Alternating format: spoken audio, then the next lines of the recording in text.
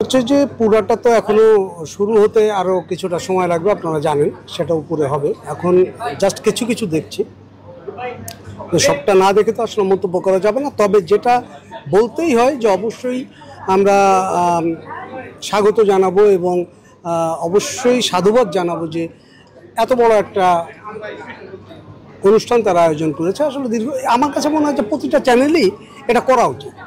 দীর্ঘদিন ধরে যেটা হয় যে আমরা দেখছি ইউটিউবগুলোতেও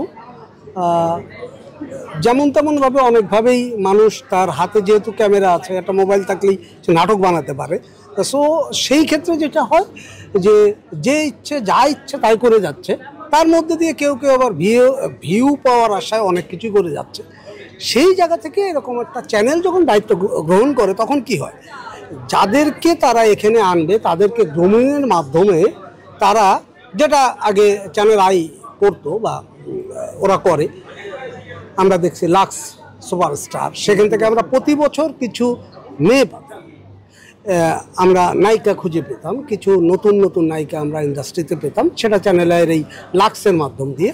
আবার তারপরে তারা করেছিল হচ্ছে সম্ভবত ফেয়ার অ্যান্ড লাভলি মেন্স, ওরকম একটা কিছু ছেলেদের, ওটাও মনে হয় 2-1 বছর এখন মিসিং আছে। তো দ্যাটস ওয়াই এই ক্রান্তি লগ্নে যখন ধরেন আমরা আসলে ভালো অভিনেতা অভিনেত্রী ইয়াং নতুন, সারা জীবন তো আর মোশাররফ ভাইরা করে যাবে না, সারা জীবন তো আর জাহিদ ভাইরা করে যাবে না, সারা জীবন নিশোরা করে যাবে না। যেমন নিশো অপূর্ব এখন কিন্তু সরে যাচ্ছে নাটক থেকে, তারা এখন ওটিটির দিকে যাচ্ছে, সিনেমার দিকে যাচ্ছে, এটাই স্বাভাবিক। আর সেই জায়গাগুলোতে এই জোভান তৌসিফ এরাই যে সবসময় থাকবে তখনই। এখন তো ধরেন অনেকগুলো চ্যানেল, অনেকগুলো ইউটিউব চ্যানেল, টেলিভিশন চ্যানেল সব মিলায় যে পরিমাণ ডিমান্ড আছে দর্শকের, সেই পরিমাণ নাটক বানাতে যে দেখা যাচ্ছে একটা নায়কের পিছনেই আমরা সবাই ঘুরছি।